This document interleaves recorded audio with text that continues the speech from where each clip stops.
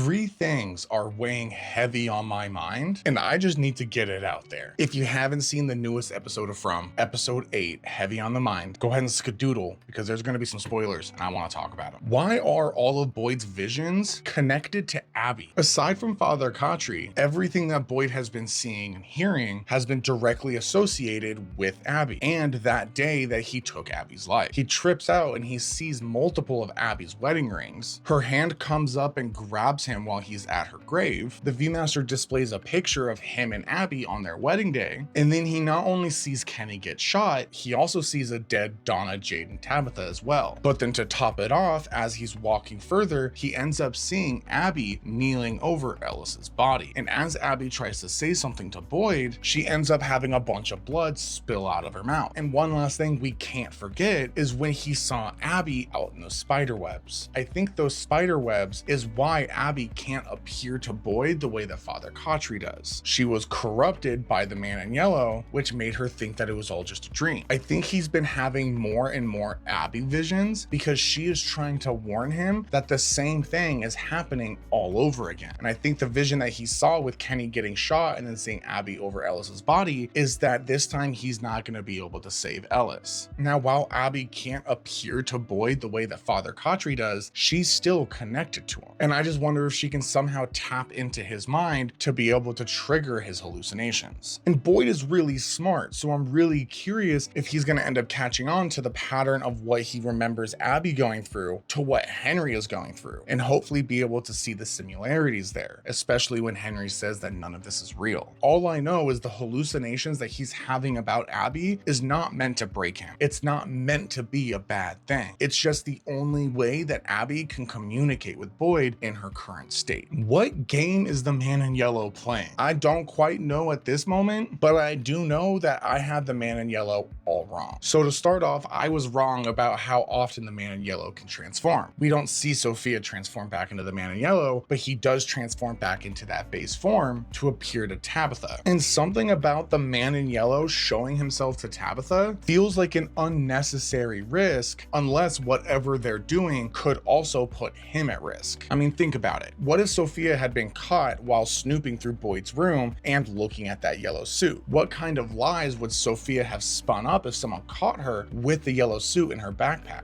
And God forbid, what if someone saw her transforming? There's just so many things that could happen that could have revealed the truth behind Sophia. And not only did the man in yellow take all those risks just to go out and see Tabitha, but he also told her more information, such as that him and Tabitha have a history. She just doesn't remember who he is to them yet. He also tells Tabitha that she's the closest thing that he has to what a friend is like, and that he's had so much fun playing with her and Jade. But he gives her like a two-sided coin, telling her that digging up the children's bones is something they've never tried before, and while it could possibly be the key to getting them home, it could also unleash a suffering unlike anything they've ever known. Which one is it, you might be asking? I think it's both. I think in order for them to get home and to free the children, they need to dig up the children. The children are sacrificed for immortality, but I also think that the man in yellow teamed up with the people of the town to try to banish some other entity, and that required the sacrifice of their children, and then as a reward, the townspeople got immortality. The man in yellow had to have got something out of that deal if the townspeople got to have immortality.